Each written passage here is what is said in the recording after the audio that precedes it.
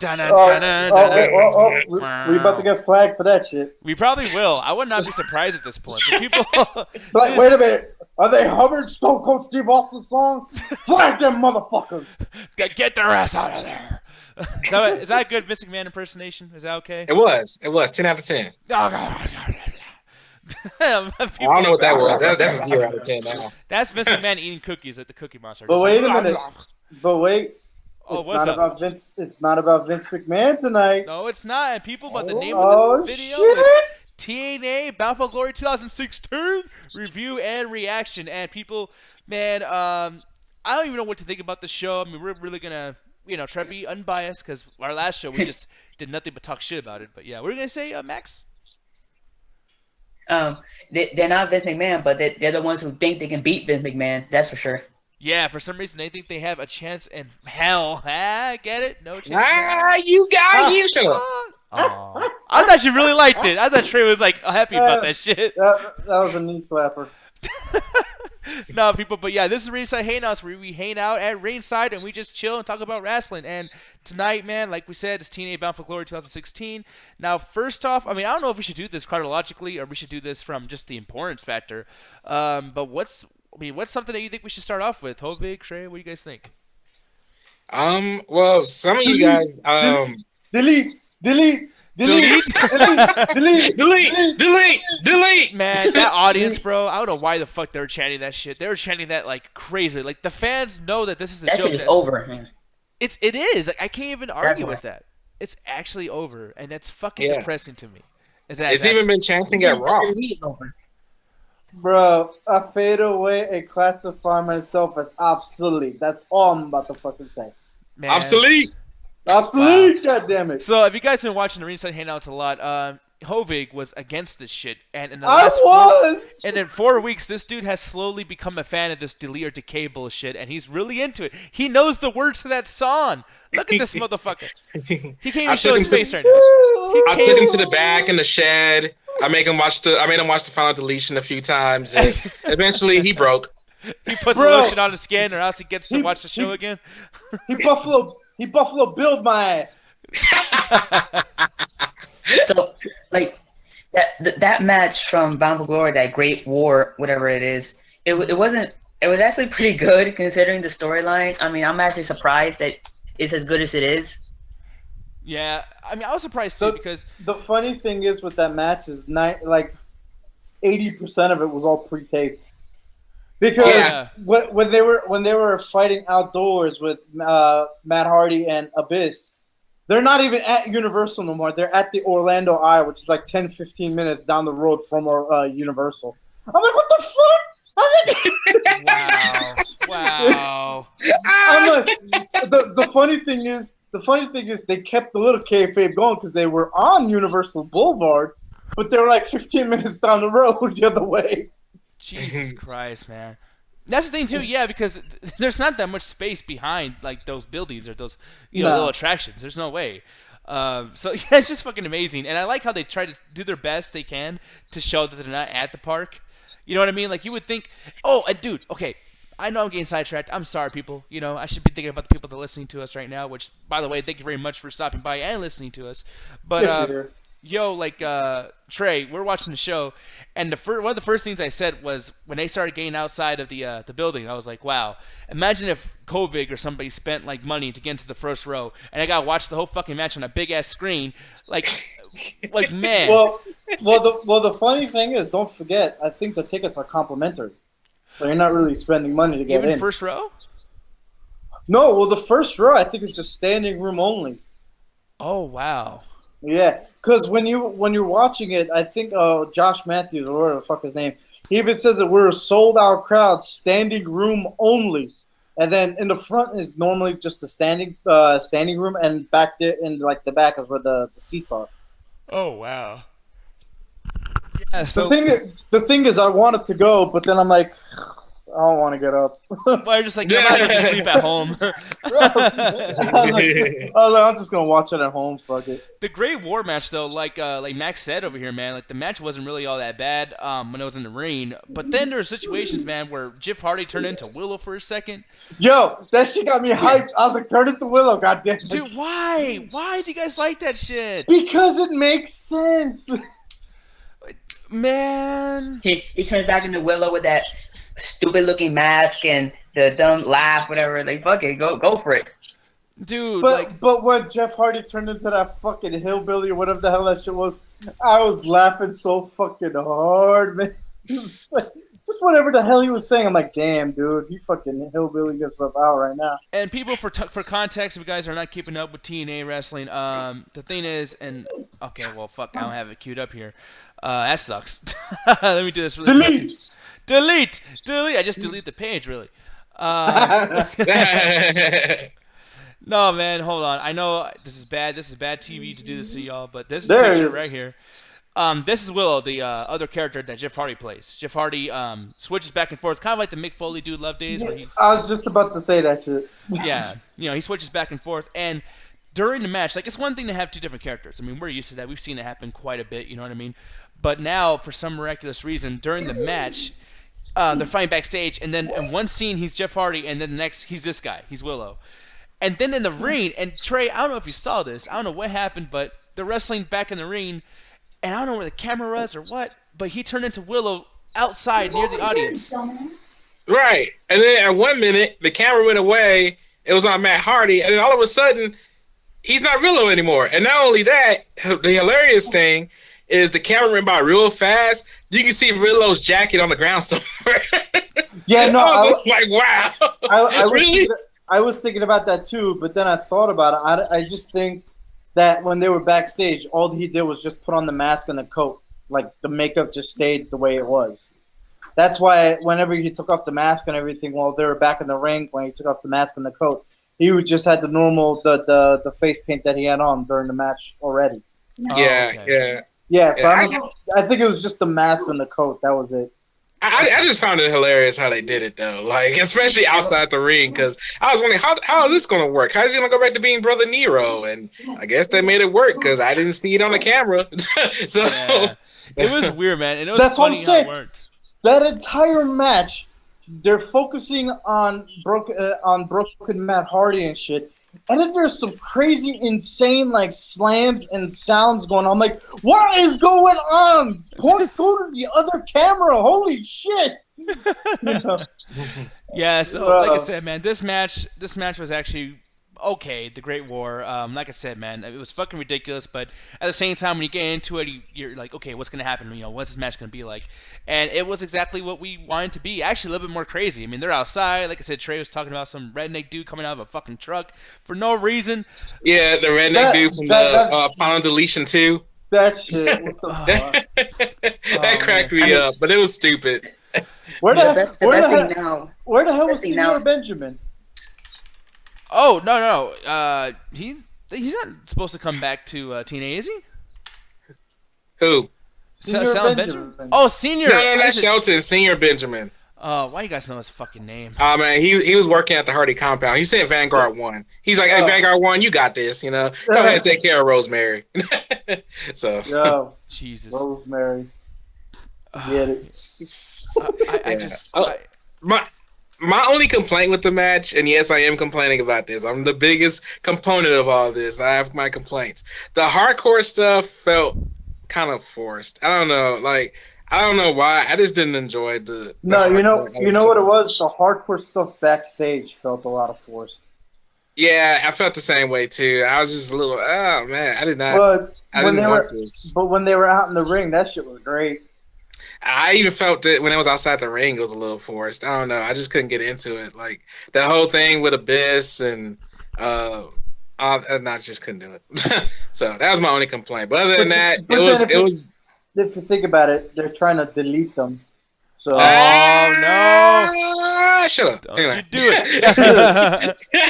Yeah. Anyway, it was It was pretty good. It was all right. It was hilarious as it always has been to me. And that's the thing I've been saying about this. It's just funny entertainment for me.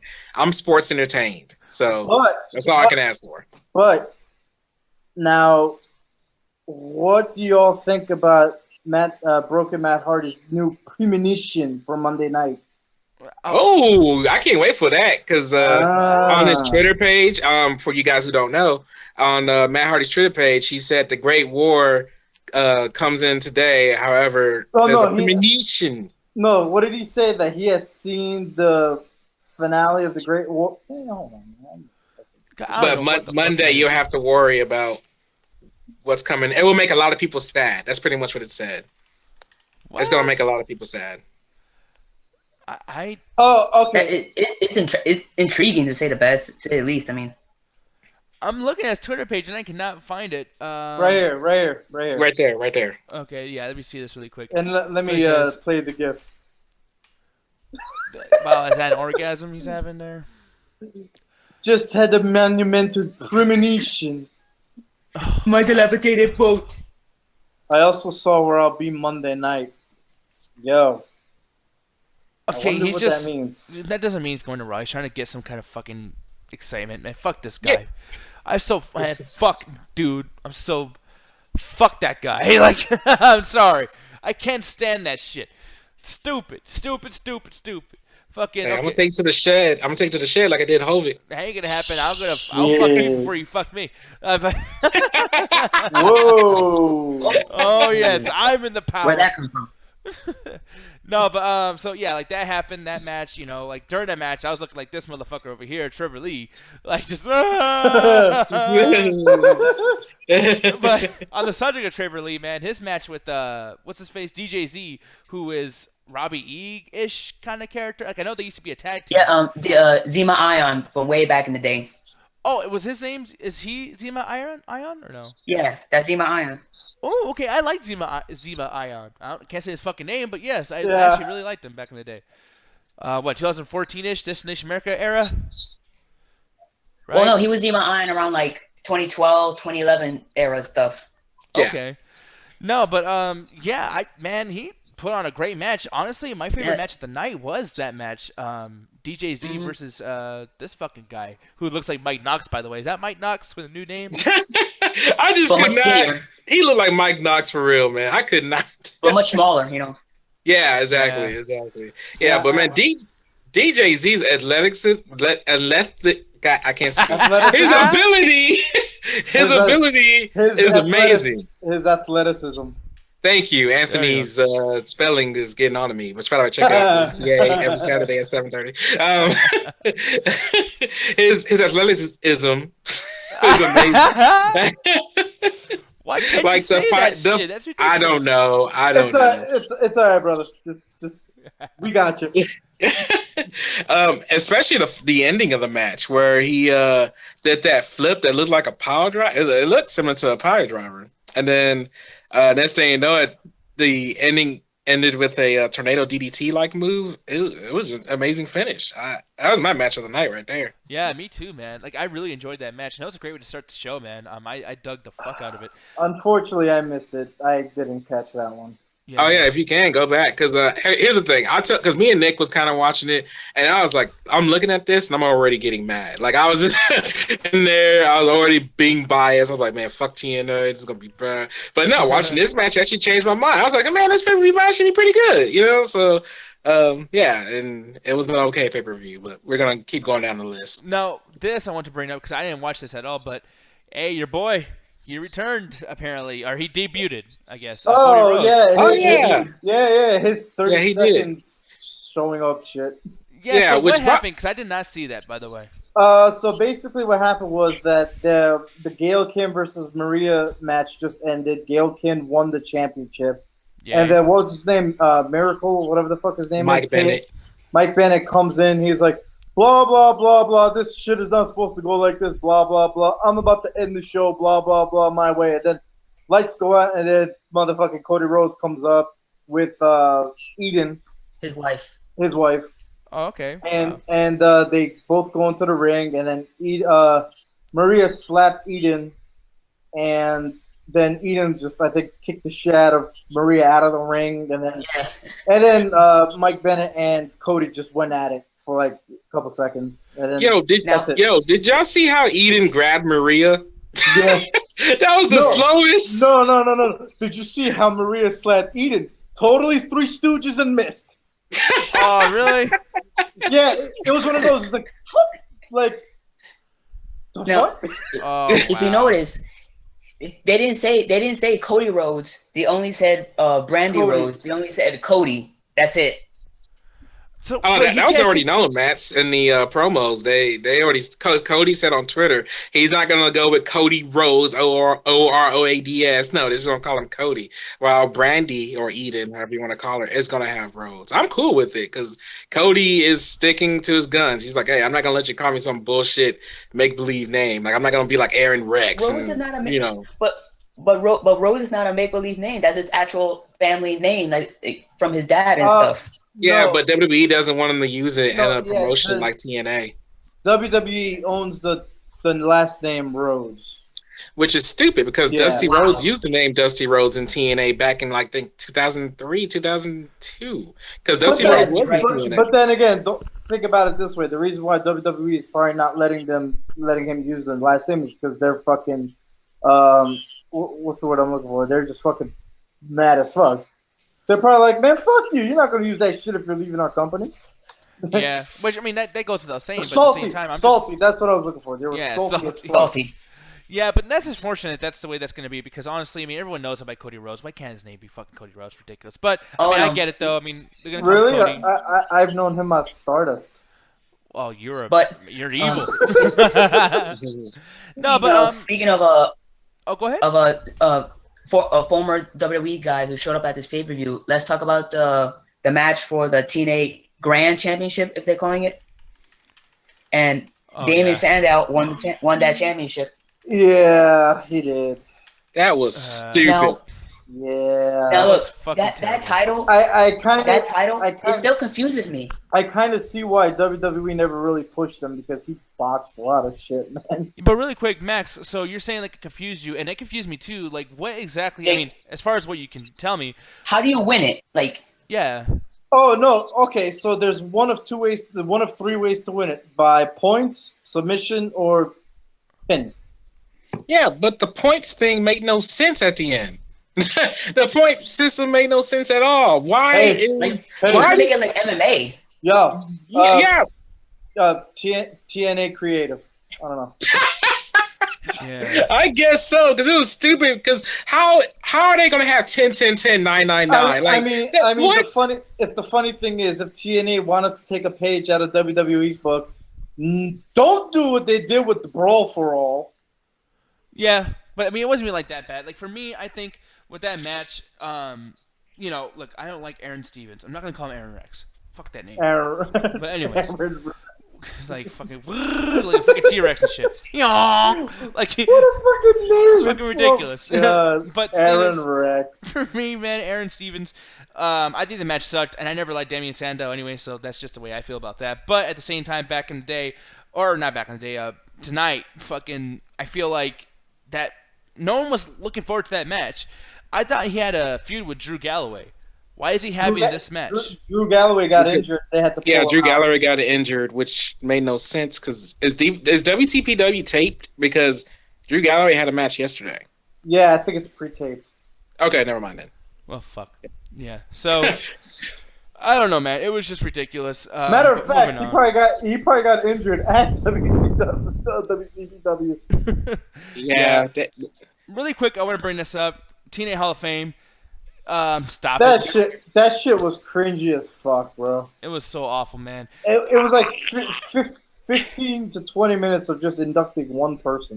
I disagree. I actually thought Gail Kim's induction was, it was a little cringy. I will give it that.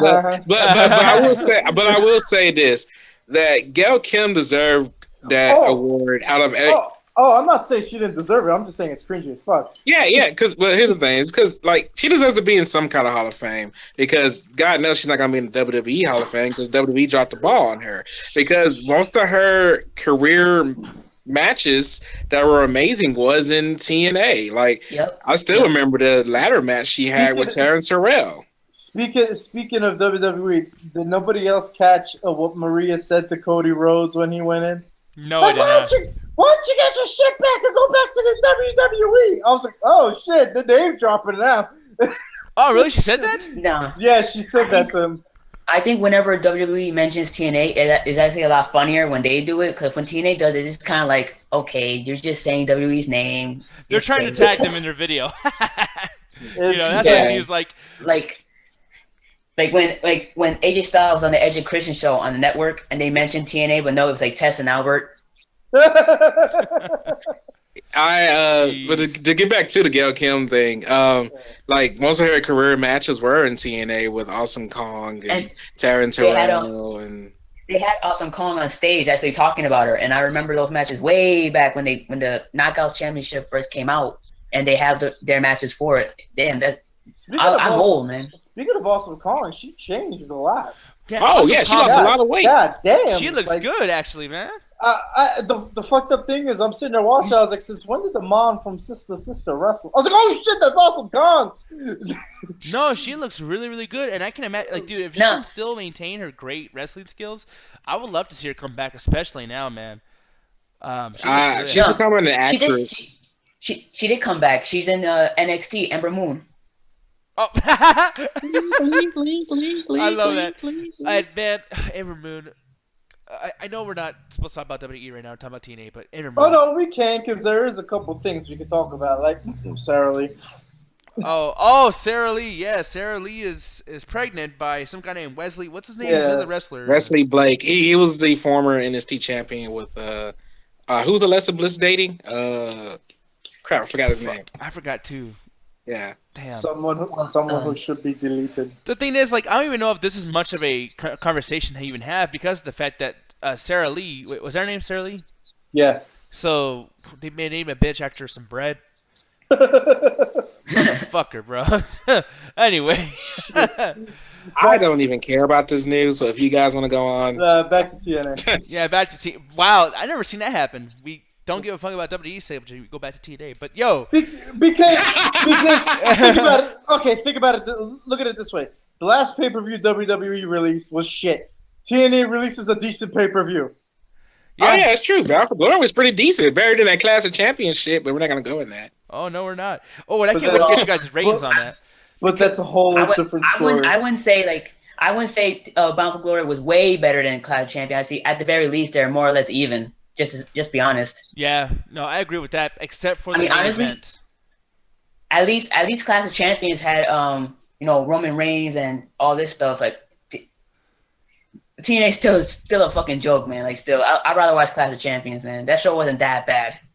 It was that bad to me, but me and you have different opinions, Matt. So we're gonna go with that. And I will say, man, like the main event wise, I don't think Clash Champions could have competed with because Bobby Lashley is becoming one of my favorite guys in wrestling. Bro, that fucking guy. He is really fucking amazing, bro. Like fuck Brock Lesnar. Like I'm a Bobby Lashley guy. During the fucking finish when he did that fucking spear. Yeah. I thought he was gonna land and break his neck, but he speared him and then flipped over. I'm like, yo, the athleticism on this guy is unreal. No, and then he's doing Bellator continually. He's actually training for his next match right now, and I think his next match he's is doing them both at the same time. Yeah, it's like holy shit, this motherfucker's all over the place, man. Like he doesn't stop. Lashley is a fucking beast. Jesus. And like If there's one thing about Lashley that I didn't like was that storyline they were doing with him where he was winning all the singles championship, and I didn't like that. I didn't like it because it felt like nepotism, even though it's not nepotism. It doesn't fall into that category as far as like descriptions go. But Kurt Angle did that a long time ago. Kurt Angle did that 10 years ago. Yeah, and I don't think more than 10 years ago. Yeah, more than 10 years ago. But I will say though, I don't think that's a horrible thing either to be like, okay, well, since it's done already, let's not do it again. Because Bobby Lashley, if anyone's going to redo that shit, Bobby Lashley is the guy to do it. No, it's a nitpick. It's a nitpick, to be honest, Yeah, and I agree with that nitpick. I mean, like I said, like I think that's a valid complaint. But at the same time, I'm just happy that Bobby Lashley is finally getting a push that he deserves, and it's not so forced because he is natural in that position. His character, his entrance music, like sometimes we talk too much about like the athleticism of a guy or the realism of a match. Sometimes it's that character that you gotta like really enjoy, and that music when he comes out, man, you know some shit's about to happen. It's like fucking. Speaking of entrance music, Trey, what were you talking about earlier about Moose and his cringy entrance? Oh yeah. Wait, say that again. Say that one more time. You said before when you and I were talking, you said something about Moose and his cringy entrance. Oh yeah, with the football stick. Okay. Bound for Glory is supposed to be their WrestleMania, but the special entrances they did were just terrible, man. Like even the whole Rebby Sky coming out with the piano. Like I love the broken mat stuff, but god damn it, like I just did not enjoy these so-called special entrances they tried to do for this pay-per-view. I was just like, really, guys? Like you're really showing your budget here. What was the entrance for Moose? No, he came with a fucking football team. Yeah, it was like a football team from a Florida high school, and they all walked out and they were chanting. They came out chanting wherever they normally do, and then they're like doing the little moose thing, like where they move their arms up and down. Yeah. I was just like, what? Yeah. During the Great War match when Matt Hardy came back and his hands were on fire, and he was like, I'm thinking, did he turn into an X-Man or something? Get Professor Xavier. We have a mutant. Oh man, I'm trying to see this fucking thing. I actually tried to find the entrance, and I guess TNA already took it down, so unfortunately I can't show it. But yeah, like, I don't even know what to say. I mean, just like wait till tomorrow. It'll be up somewhere. Oh my god. Yeah, this is like the first TNA pay-per-view that I saw in like years. Like I haven't seen one since 2012. I'm like, shit. Oh my god, really, man? That's insane. Yeah, man. That's a long time without watching. Like you off that shit. The last time I saw a TNA pay-per-view was back in 2004. Wow. Dang, that is long. God damn it! I stopped watching, and that's when it was Jeff Hardy, I think, versus Jeff Jarrett for the TNA title.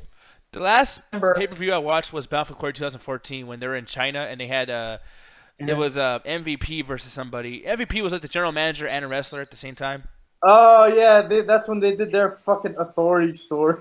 Yeah, I remember that. Yeah, I remember that shit. I remember. What was it? Like when I stopped watching, that was when Bobby Roode was TNA champion. Like when he lost the championship to Austin Aries. But I thought Bobby Roode was the best TNA champion they had, even better than the WWE champion at that point. I agree with that too. And really quick, before we even continue on, I just want to ask you guys, what is your overall rating of TNA Bound for Glory? Because we really hit through all the important stuff there. I'll give it a 3 out of 5. That's pretty good for TNA anything.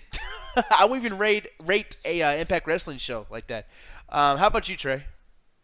Yeah, I'm with Hovik. 3 out of 5, or low. Actually, low matinee. Low matinee.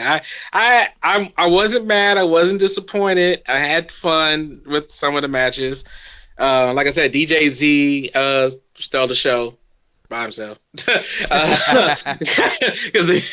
I just freaking love the match and the stuff he did in that match. So I'm pretty good with it. I just hate some of the predictability of it. Like, I didn't like how when Mike Bennett was like, yeah, that's right, nobody's going to stop me, and then Cody Rhodes came out. I didn't like the fact when the lights went out doing the Damian Sandow versus the Wolves match. I was just like, wow, guys, really showing your budget here. Yeah. Bro, yeah, I can't fucking believe they lost power for like almost a minute. I know. I was like, is this part? Like, I thought, is Cody Rhodes coming out now? What?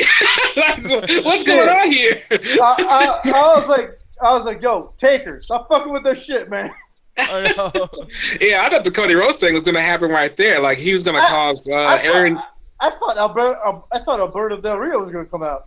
Nah, I thought Cody Rhodes was going to come out and destroy Damian Sandow and make it to where they were going to feud, but I thought that would have made a way better storyline. That would have made it way better storyline. Yeah, exactly. Yeah, so yeah, but Besides those critiques, though, low matinee, 3 out of 5. So Maximilian, what would you rate that show? Fuck it, 3 out of 5, whatever. Wow, 3.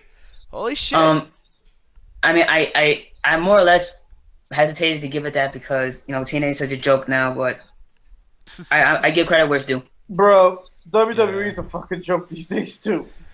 Yeah, they're much better than TNA though. Yeah, and I understand where Max is coming from. Yeah, I understand all three. They got SmackDown. For me though, I would give the show a 2.5 out of 5, and the reason why I'm giving it a lower score than you guys is because gotta be the odd one out, man. The thing is like I would give, because I gave like Clash of Champions, I gave Backlash a 3 and stuff like that, and it's like, okay, like the problem with me giving those shows such a good score is because like I should give them more than that. You guys gave them more than that, but it's just like the production quality, the rivalries, people like John Cena and AJ Styles having good matches, etc. And this never had that moment. I mean, the main event was great. It was a great build-up. One thing that WWE needs to take from TNA is at least starting off good and ending off really good. It's also cheap kayfabe. Well, it's just like, okay, when you watch WWE, it's a 3-hour show, so like you're taking forever to get to the part where you want to watch. Wait, hold on. Are we talking about Raw or SmackDown? Anything, because I think both shows have this problem where sometimes you'll watch a show and some of your favorite shit is in the middle. Like for me, like my favorite stuff for Backlash was actually or from Clash of Champions was the women's division, and I like certain stuff like the main event with Seth Rollins and Kevin Owens. That shit was stupid. Same thing with fucking Dean Ambrose versus AJ Styles. That match sucked too. I like that stuff. But with TNA Bound for Glory, Bobby Lashley versus what the fuck is his name? EC3. EC3. That shit was amazing. That was a great match. And it was the best match of the card. And it wasn't even that long either. Yeah, it wasn't too long. It was fucking like they were busting their ass in the ring. It was intense, and it was worth waiting 3 hours to watch that match. I didn't go like, man, all this shit for that, man, fuck. Like after the match, I was like, damn, I wish I could have seen more. Can't wait to see them fight again. What's Bobby Lashley gonna do next? And the show ends. That's how you do a fucking show. So. Well, I mean, forget about. Let's see what they're gonna do next. Let's see how far they're gonna get now. Company-wise. Yeah, true that. That's true. Yeah. So now that you say that, fuck it. I'm changing my score. Bound for Glory gets a 2.5. See, thank you very much. Yeah, what's up, Hovey? What's up, Trent, man? Fuck y'all. Hey, I just don't want you to bring your E-Fed up on the show no more. Like, why you keep bringing up the E-Fed show? My WWE Raw. I mean, even if what the hell's the E-Fed? I mean, WWE's worst show. WWE's worst show is a lot better than TNA's best show. Just putting it out there. I mean, yeah. Have you been watching Monday Night Raw? Guys, stop bringing up Nick's show. Trey is pretending that Raw. Even Monday Night Raw is better than TNA. I'm not even joking around. Even Raw is more bearable to watch than a TNA show these days. Hey, look, Nick, you got a fan. Nick, you got a fan in your show now. No, for context for anyone listening, people, the thing is Trey is pretending that Raw doesn't exist, so he's calling it an E-Fed show of mine. But the thing is, he fails to realize that Raw back in the day was the greatest fucking thing on TV. That was back in the day. It ain't back in the day anymore. But you gotta have some kind of respect, man. It's fucking Raw. It doesn't matter. Respect or whatever. What's the product like now? Well, it's shitty, but don't. Thank you. Come on, Nick. Don't talk about your own show like that, man. Come on. Man. You gotta have some respect for your show. You put your heart out on there, man. Watch, man. One of these days, Raw will get better, and once they get rid of Stephanie McMahon and they turn that shit back down 2 hours. I'm hoping that Raw gets better because that's the fucking flagship show. Have you seen the ratings for it? Yeah, watch Raw get better. Like, oh my god, Raw's amazing. Oh my god, that shit's been dropping horribly in the past couple weeks. No, so bad. It's bad, but hey, what if they put the word live at the end of it? It might be good all of a sudden. Someone smack him. Trey, beat his ass. Normally I would end, and I want this to be short, but we kind of ran a little bit long. But really quick, guys, and I know it's gonna be hard to think about this stuff out of nowhere. But what is some of your favorite TNA Bound for Glories? Because I actually have my answer. My favorite would have to be, fuck me. I would say 2006. Isn't that the one where Sting beat Jeff Jarrett for the title? Sting beat Jeff Jarrett for the title. believe so. Yeah, that's the one, 2006. And Jeff Jarrett had to leave. Let me see. But yeah, what other matches are on there too, by the way? That's the only one I remember. The main event. Yeah, I'm looking at it now. Yeah, this is old school, man. This is where Jeff Jarrett was, owning the company, and he really wanted the championship and all the glory and all the all the wins, the dubs. Okay, he gave really the Triple H quick, treatment to himself. why the fuck did Steen always wear red? I don't know why, but that bothers me so fucking much when Steen wears red. It's like, it's Steen, you're the Crow. Why you gotta fuck up something so easy to do? God damn it.